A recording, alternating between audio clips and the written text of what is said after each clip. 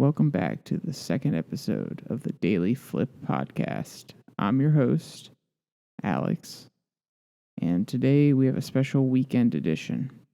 It may be a little bit longer because there's a lot going on that needs to be talked about.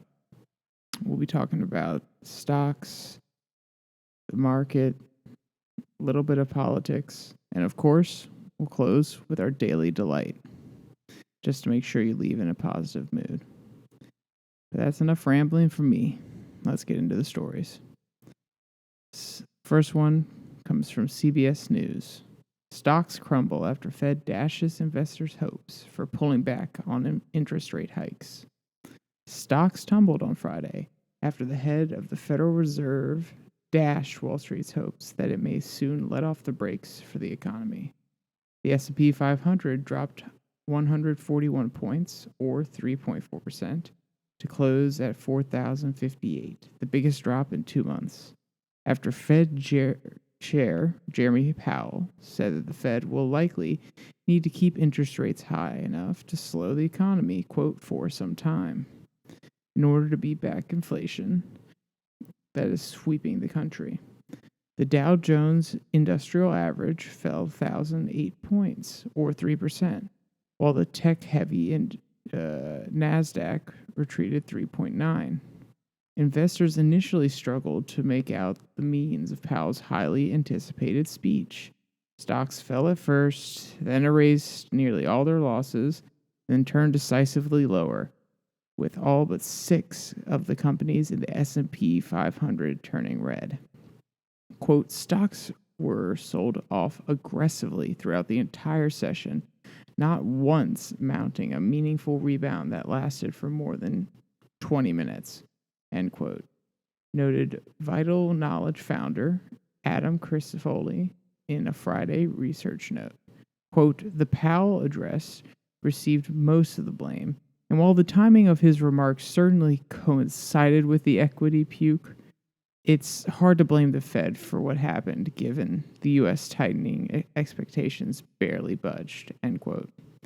Powell's speech followed up on several other Fed officials who have recently pushed back on speculation that the Fed may ease up on interest rate hikes. These increases help corral inflation, but they also hurt the economy and investment prices. I don't know where this idea that they would ease up on raising the interest rates in order to help stop the inflationary spiral that we're in. I don't understand where anybody could get that idea. Right now, we are at one of the highest inflation rates in the last 25 years. I think we're headed somewhere near 6% inflation. That is insane. And one of the main ways that the Fed can address this is by raising interest rates to make sure that people cannot spend as much money.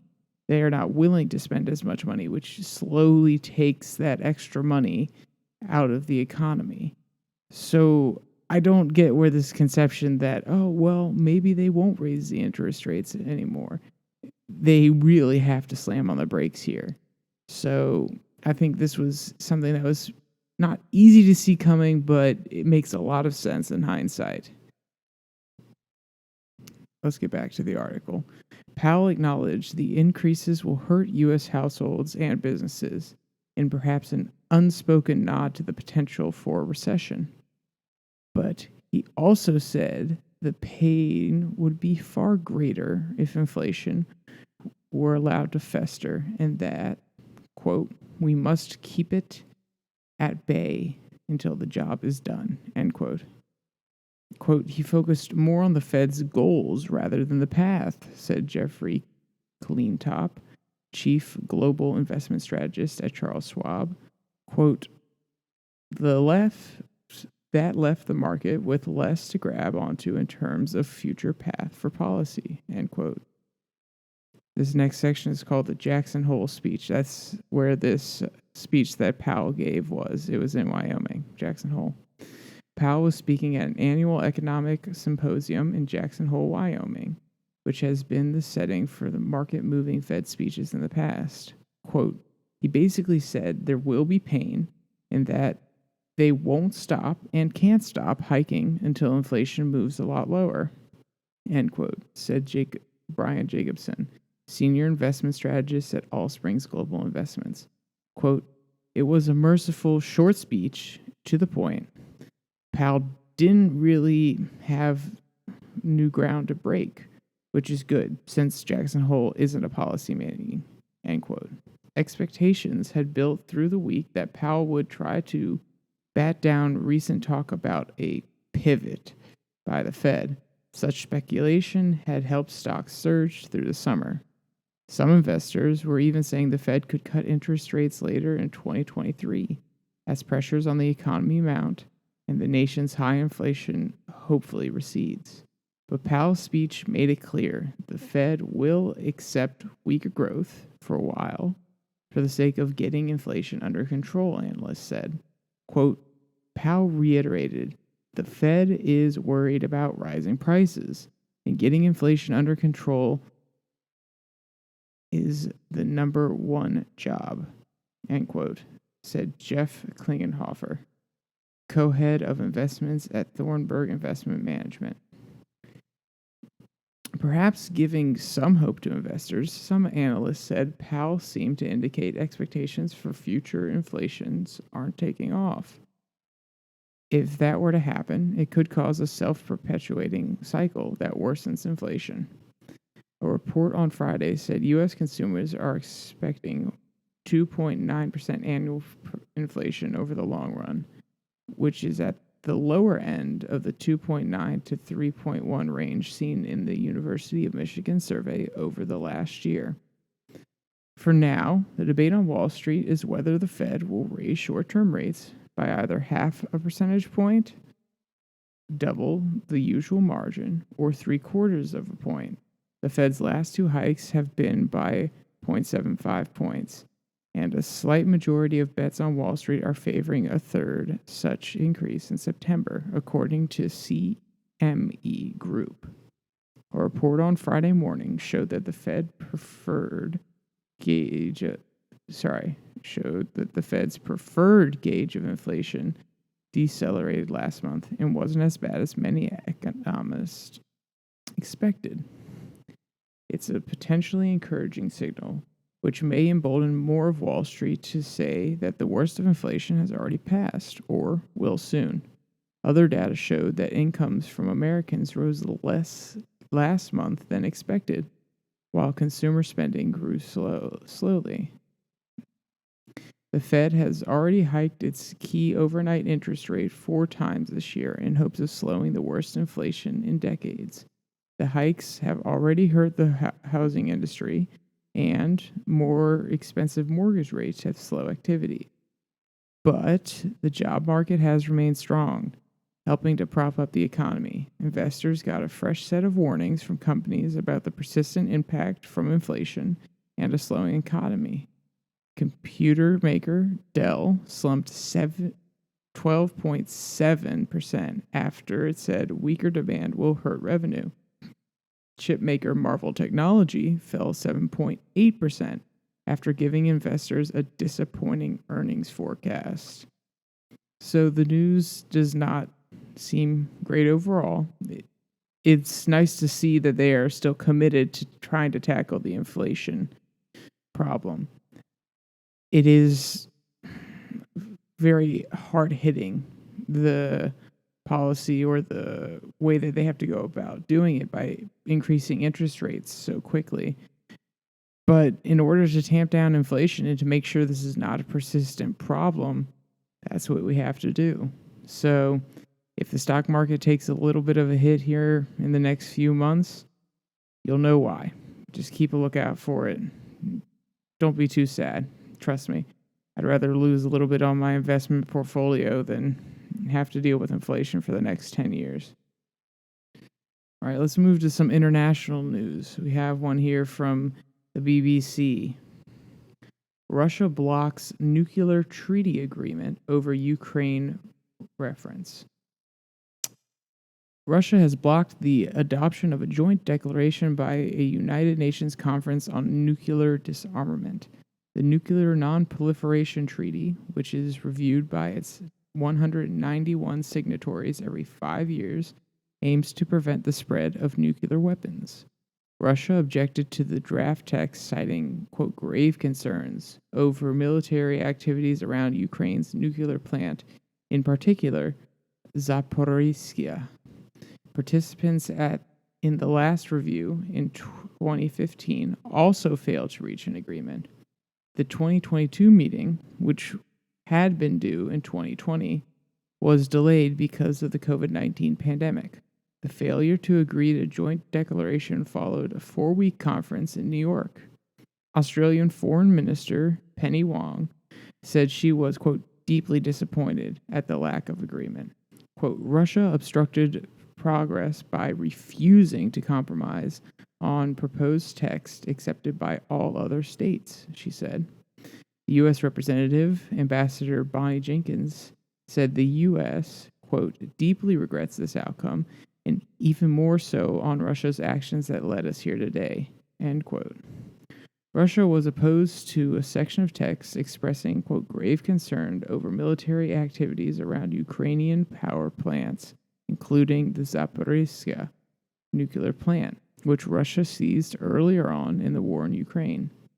The draft section also remarked on, quote, the loss of control by the competent Ukrainian authorities over such locations as a result of those military activities and their profound negative impact on safety, end quote. Russia's representative Igor Vyshkiny said the draft final text lacked, quote unquote, balance. Quote, our delegation has one key objection on some paragraphs which are blatantly political in nature, he said, adding that other countries also disagreed with the text. The final document needed approval of all countries at the conference. A number of countries, including the Netherlands and China, expressed disappointment that no consensus had been reached. The Dutch said that they were, quote, content with useful discussions, but very disappointed that we have not reached consensus, end quote. China's ambassador, meanwhile, said despite the lack of agreement, the process was, quote, an important practice of common security and genuine multilateralism, end quote. The international campaign to abolish nuclear weapons regretted that, quote, in a year when a nuclear-armed state invaded a non-nuclear armed state, a meeting of nearly all countries in the world failed to take action on nuclear disarmament, end quote. While the Washington-based Arms Control Association said the conference represented a, quote, missed opportunity to strengthen the treaty and global security, end quote. So let's pause here for a second. This is exactly what we should expect from Russia in this position. I don't think anyone is surprised. They don't want the criticism. They can't handle it at this point. And this is, honestly, in my opinion, more retaliatory than anything. This is telling the world we will hold up something that is seen as a vital agreement, and we will tout our military applications of nuclear weapons over you if you do not give us what we want, which is Ukraine. So this is just another piece on the chessboard that Putin is trying to utilize in order to keep the West and any other country that is allied with them at bay. The Non-Proliferation Treaty, backed by 190 countries in 1970, commits countries which signed up, including the US, Russia, France, the UK, and China, to reducing their stockpiles and bars others from acquiring nuclear weapons. Last week, the Zaporizhzhia plant was temporarily disconnected from the power grid, raising fears of possible radiation disaster. Russia's military took control of the plant, the largest nuclear plant in Europe, and in early March. But it is still being operated by Ukrainian staff under difficult conditions. The UN's nuclear watchdog, the International Atomic Energy Agency, is expected to organize a trip to Zaporizhzhia plant in the coming days to inspect facilities there. Last week, Russia said it would allow the IAEA inspectors to visit the plant. So at least they're playing ball a little bit. They're not trying to piss off everybody, but they are not moving on this one. And I don't see it happening anytime soon. Like I said, just another chess piece on the board. All right. Let's go to an interesting piece that I was reading about Chick-fil-A. I know everybody has their own opinion about Chick-fil-A. It's not about their approach to anything. It's actually their approach to anything in the social or political sphere. It's actually talking about how people with high emotional intelligence use the, quote, Chick-fil-A rule to make better decisions. All right, let's start. People with high emotional intelligence seem to make better decisions than almost everyone else.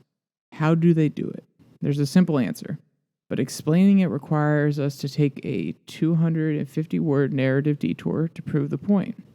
I hope you'll bear with me on this because it's very useful, and because after many of years of both writing for Inc.com and educating myself about emotional intelligence, I've learned to take lessons where I find them.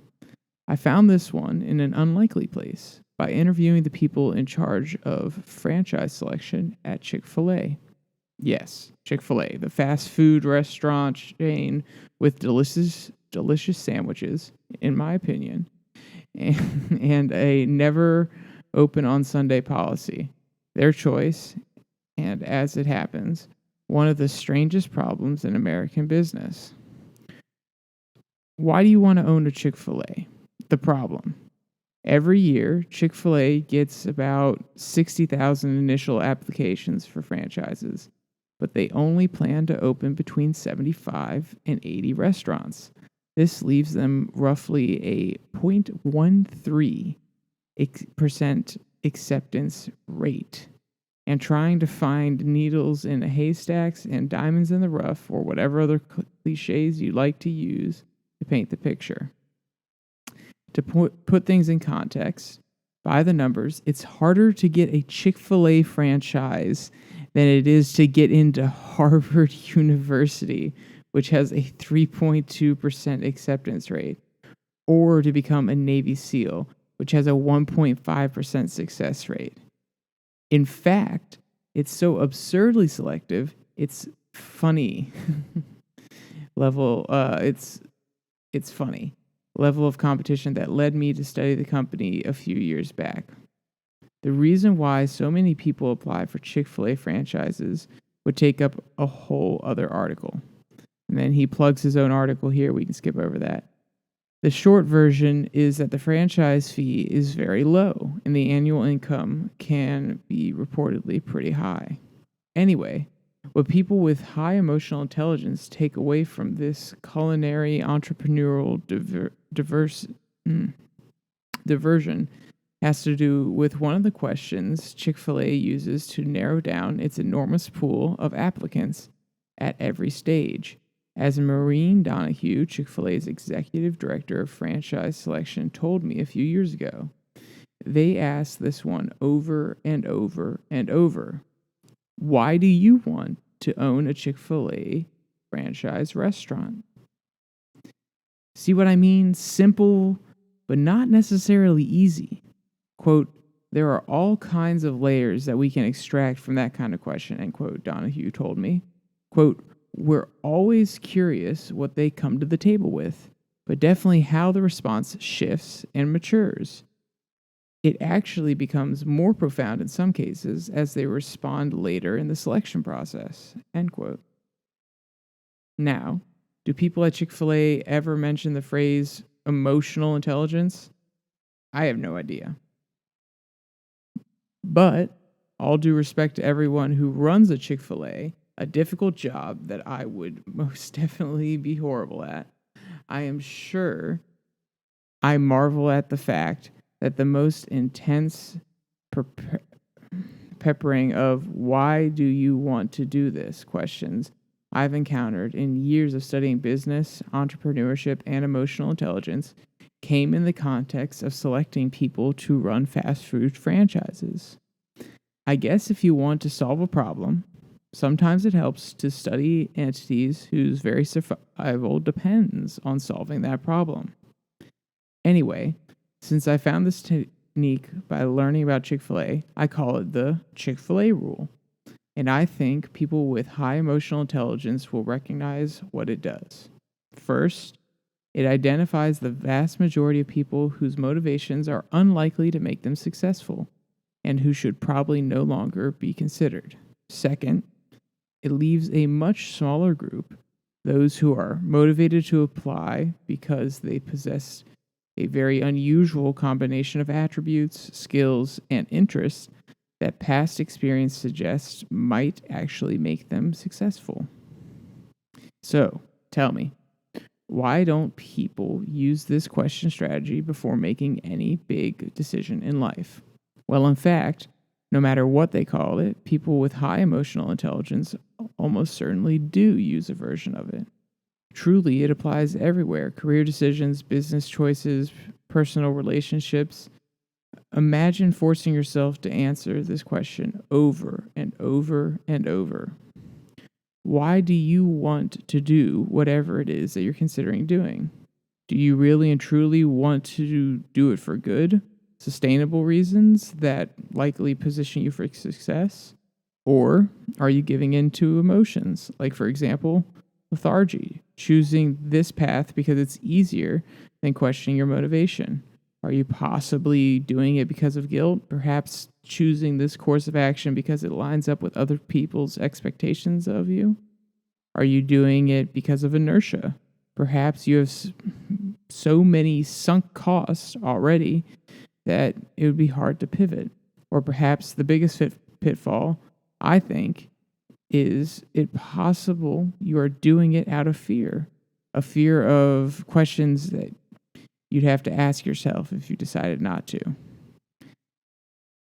These are all good questions. In fairness, if I'd forced myself to answer them truthfully at earlier stages in my life, there are a few decisions I might have made differently. Remember, however, that at Chick-fil-A, as I understand it, it's really a 3-part repeated process.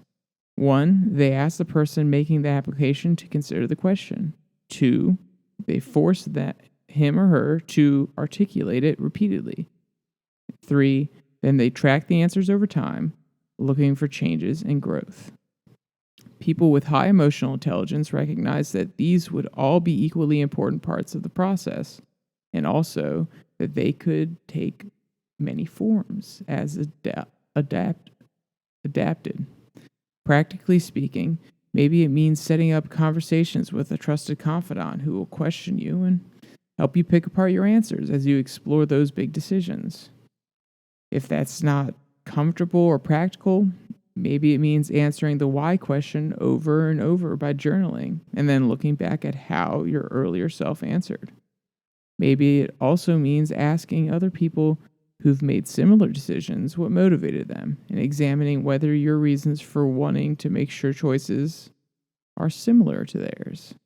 Asking the why question is important. Asking it repeatedly is important. And studying the answers and playing devil's advocate is important as well. And it's especially important rule.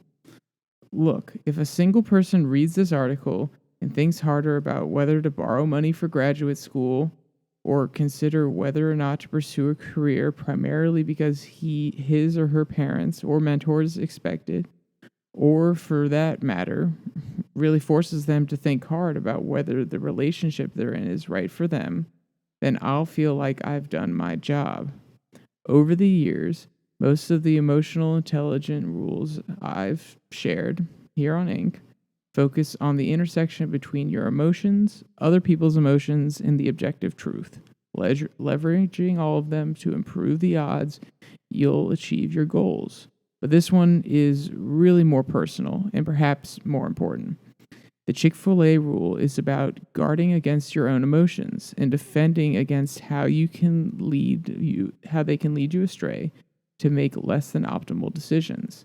often without realizing it until it's too late. So I think this is a great article. It gives a good insight into understanding yourself as well as how you can approach the hiring process in a business. And as a business major who's taking plenty of classes that have a heavy focus or at least discuss emotional intelligence as something that you need to do for other people, and you also need to be aware of yourself. This is nice to see another part of the discussion, which is this is how you keep yourself in check when your emotions are maybe running rampant or they're controlling your decisions. How can you best step back and say, is this necessary? Do I have to make this decision? And that could be very impactful for people that are going through hard times or are stuck in a negative loop, perhaps. Maybe you've got stuck in a really bad habit recently that is not good for you long term. If you're able to take a step back and ask why is it necessary that I do this? Why am I choosing to constantly do the same thing that leads to a result that is not making me happy, that is not allowing me to succeed? Those questions can be very impactful. And whether you act on them immediately or not, that it doesn't matter. It's the fact that you're asking them and that you're aware. And I think it's great that this article highlights that. And it's something that a lot of people, probably including myself, could do a lot more often, and it could lead to a lot better decisions for sure. All right. We have 2 more articles here. I have one talking about Missouri school district brings back the paddle to discipline students. This is an interesting one.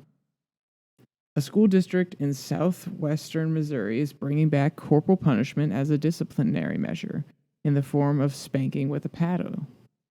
Cassville Public Schools announced the option for parents to opt in to having their children be punished by being swatted on the buttocks with a paddle, according to the reporting from the Kansas City Star. Under the new policy, students can be hit by a school administrator with a paddle to avoid suspension with the permission of a parent or guardian. The district's decision to allow the archaic form of punishment in schools has divided the community. I don't see this as an opinion piece, so there is strong use of the word archaic here. I understand everybody has their opinion, and I understand that it always leaches into their writing, but it's not very objective. Your bias is showing, basically, is what I'm saying. Mr. Chris Walker. Quote, I do not think it's appropriate. At the end of the day, they are having to hold children down and spank them or use whatever means that they can to make the children submissive when that is not the issue. It is the fact that they need to be heard because children act out for a variety of reasons, end quote, said Miranda Walthtrip, a parent of 3 children who attend the district. Superintendent Marilyn Johnson has claimed that most of the district's residents back the change, citing feedback he's personally received from community members in support of disciplinary measures. Quote, this is just another option that we can use before we get to the point of suspension, he said.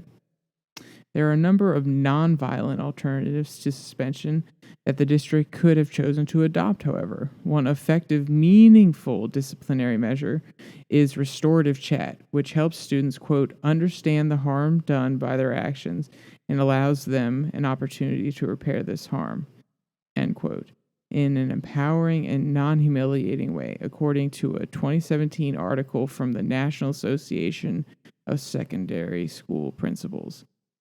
I think this is taking a pause from the article here. Restorative chat. I want you to define that more. I looked at the article from National Association of Secondary School Principals, and while I don't think that their reasoning is not solid, or at least rational to some degree, I think restorative chat as a form of punishment does very little. Just because it's, oh, let's sit down. Why did you do what you do and you recognize it's wrong? Okay, good. Good little Timmy. Now you can go back and play again.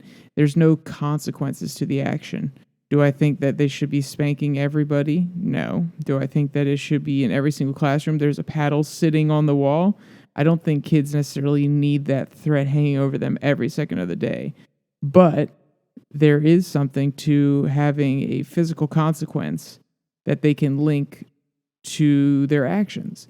If they step out of line and bully somebody, and there's evidence of it, it's not just, oh, you look fat in that dress kind of thing, but they actually harm somebody physically, then if you were to hit them with the paddle and you tell them you are being spanked because you did that bullying activity, then it creates a mental association. It creates a connection in their brain, a neural pathway, which is this terrible action leads to this terrible outcome, this pain that I'm feeling. Now, that's a theory I've had for a long time. Does it mean that it's 100% backed up by science? No. It's just something that I think about when you think about how we train dogs. Shock collars. Bad behavior equals shock. Therefore, that behavior is now associated with that negative stimuli. Then again, children aren't dogs. So I could be talking out of my butt here. Just a different perspective to think about.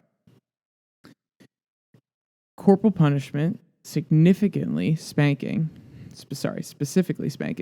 has long been known to be ineffective means of disciplining children. In fact, such measures can actually increase the very behaviors that disciplinarians are trying to correct.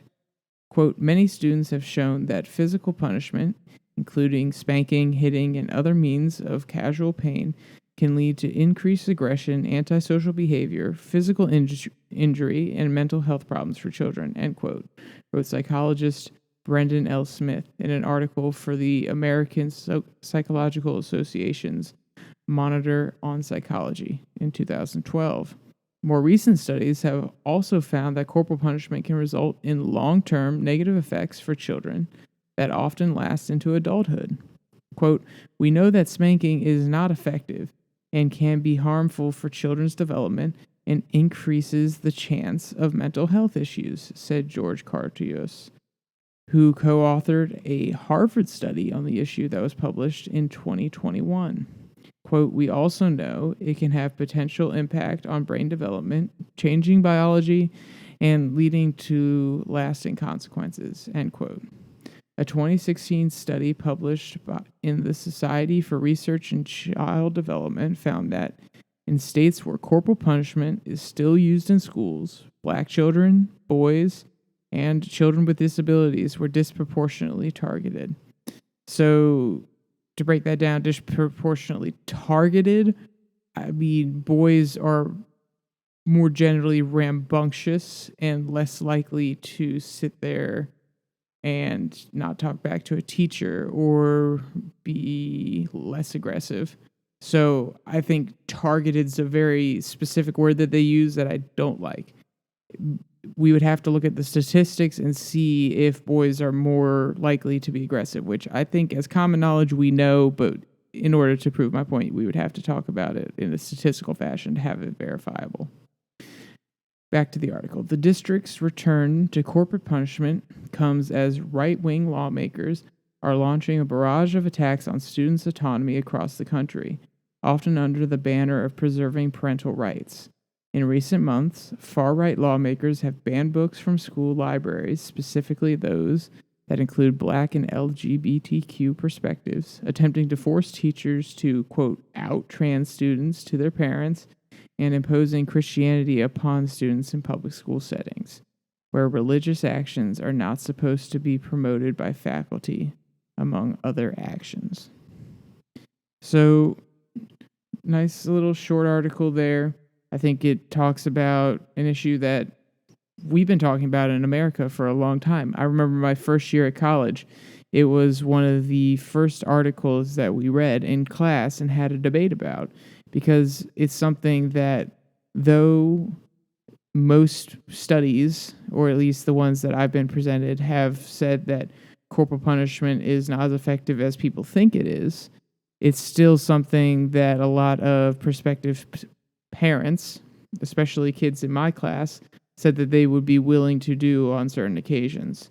And a lot of the reasoning that they cited was, well, it was done to me, and I think it worked. So it's a long-standing issue in America, and I think it's interesting. I think we're probably never going to actually have one side win out.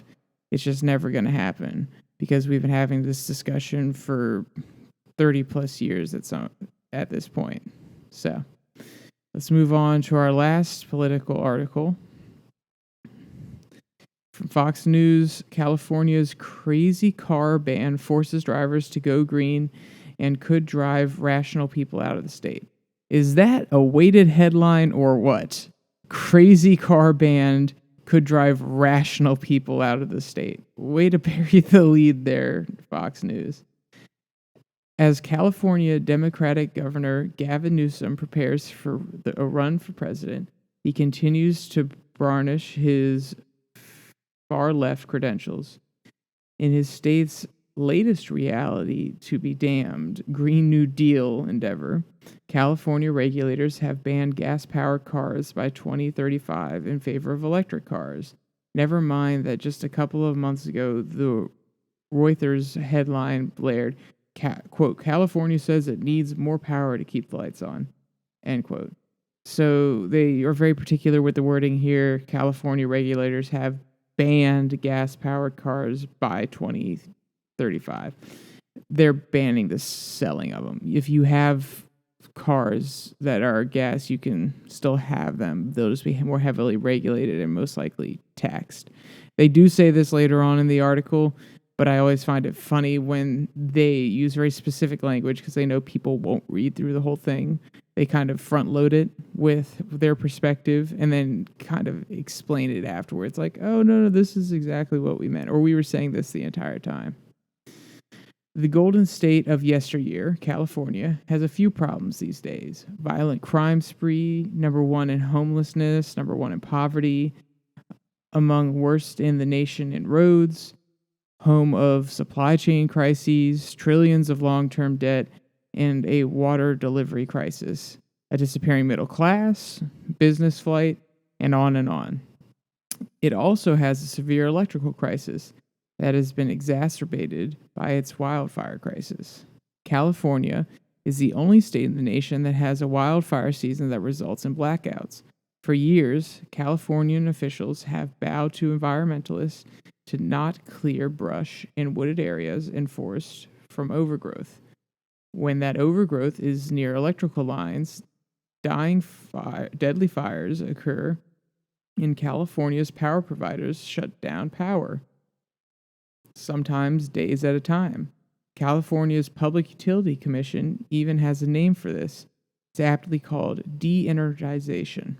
That de-energization policy is in response to wildfire deaths that saw the state's main energy company, PG&E, plead guilty last year to 84 counts of involuntary manslaughter in a 2018 case.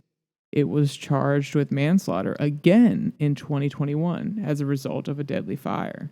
The wildfire problem is anything but solved and won't stop. Newsom's presidential green energy dreams. And does de-energization work with electric cars? Shh. That's not the worst of it. Just so we're clear, that's Fox News saying that, trying to be funny, not me. California has an energy shortage, period, full stop. Just a couple of months ago, California's energy officials forecasted that the state's electrical grid lacks sufficient capacity to keep the lights on this summer and beyond if heat waves, wildfires, or other extreme events take their toll, end quote. Don't forget that in 2020, California had to get electricity from neighboring states and 8 different utility companies just to keep the lights on. So this is true. I think I kind of brushed past the forest fire issue but it's been a long-standing question of why are you not removing the dead brush from underneath the current forest? Because it's tinder. If you've ever lit a fire, you know that you need tinder and small branches and small wood materials or different small pieces of paper in order to help the fire start going.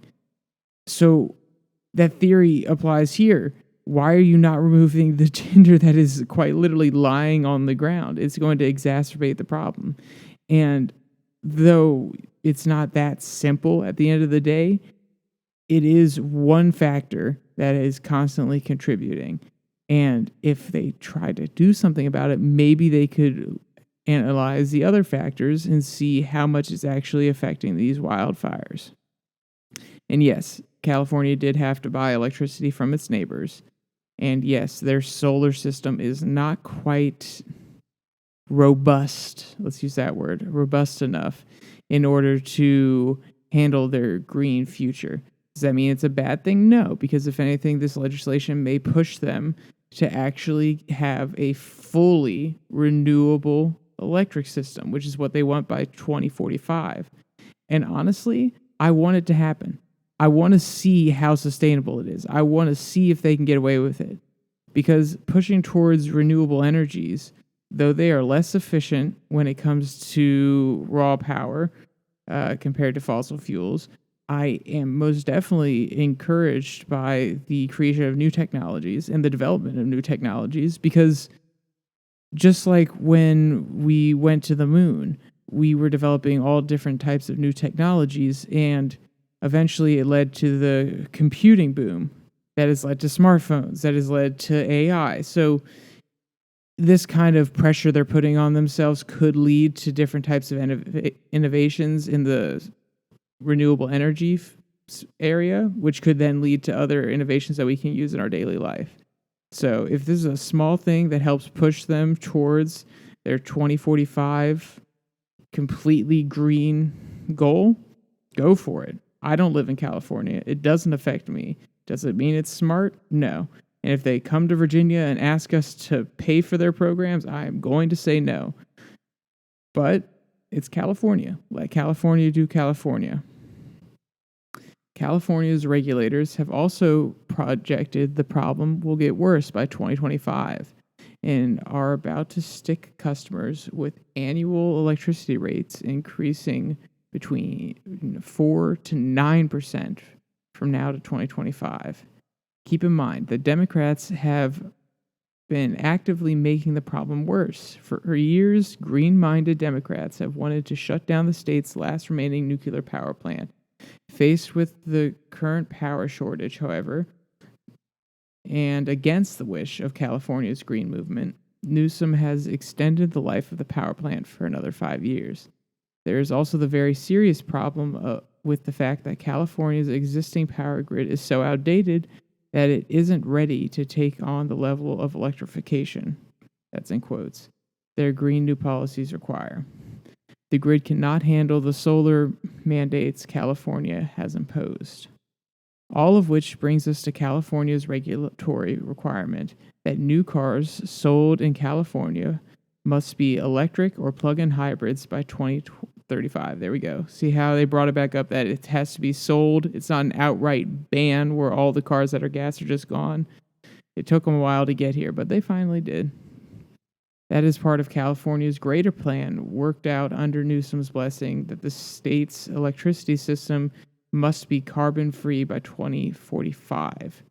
You might be asking yourself right now, how can a state that cannot reliably deliver electricity to its citizens and businesses simultaneously require the use of massive amounts of more electricity? Please, stop being logical. Plainly stated, California's policies, including may be driven by Newsom, do not make practical sense. That is why so many of its citizens are leaving the state for, well, yes, greener pastures. The greener pastures of a job.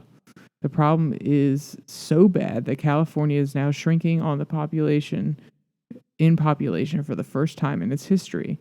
So many have left that California even lost a vote in the Electoral College.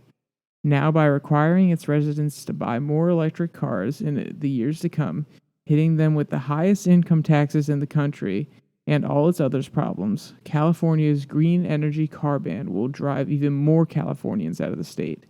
If you don't think that matters to you, don't forget, as I write recently, Newsom wants to be your president. So if you think that things are bad under Joe Biden, think about how bad it'll be under Newsom. He does make a good point there. I'm honestly not afraid of Newsom because becoming president. I don't even think he'll become the Democratic nominee. So I'm not worried about it whatsoever. I do think there's an interesting point here at the end, which is Californians leaving California.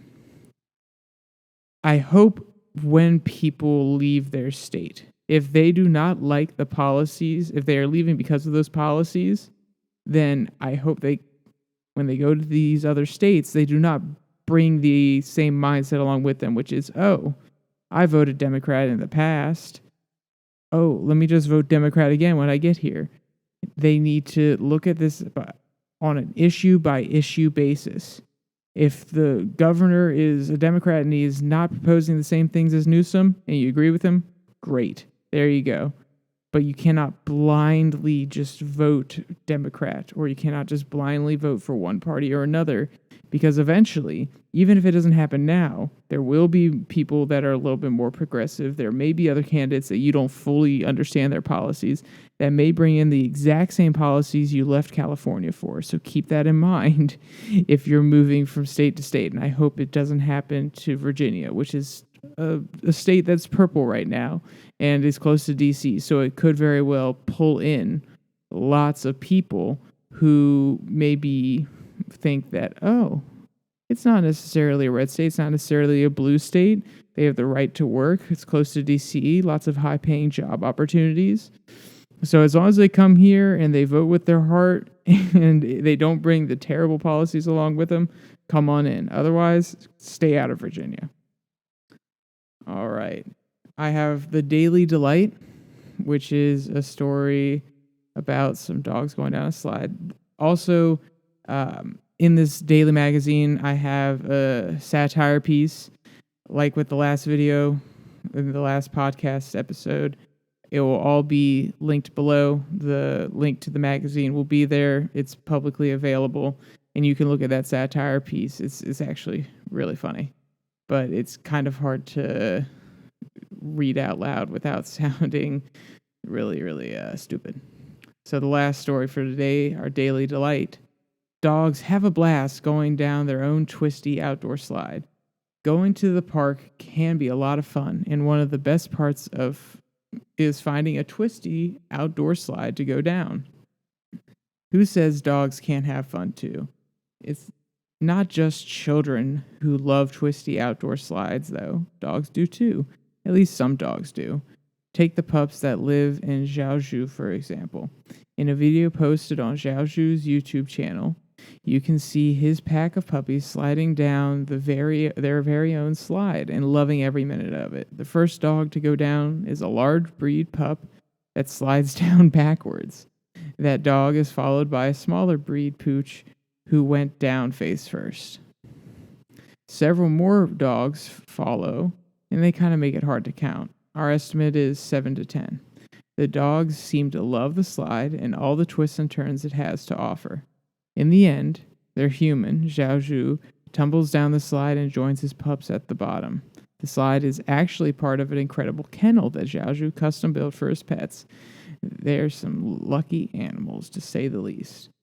Don't worry, though, the cats weren't left out of the fun either. The kennel was designed with a special observation area for the felines so they can look down over the world.